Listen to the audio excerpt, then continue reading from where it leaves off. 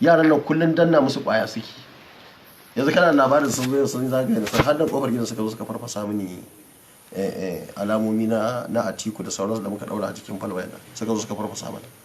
Sa'a suka yi bana nan inda nan sai mun ga yadda muka dandanna musu dalma a cikin su. Ba yadda za ka zo kofar gida kai min iskanci, ka zo kofar gida na dan kai ka sha kwaya, ka zo ka ce za ka yi an baka wani da kai da abin nan.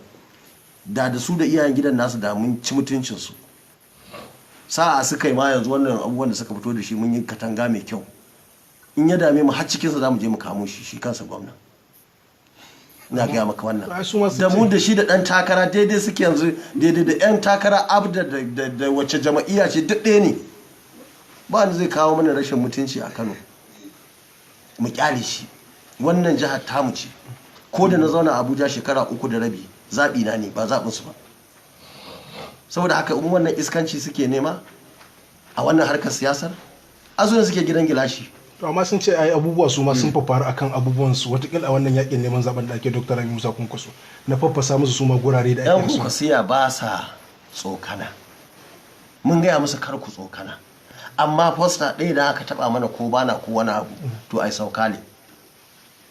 Za a mai da raddi. Kwarai da gaske ɗaya bakin 100. Da yawun Dr. Rabi Musa Kwankwaso. Kwarai da gaske. Ai ba za mu kyale su ba. Ai ba su da mutuncin da za ka yi su yi maka laifi ka kyale su. Suna sani suke yi.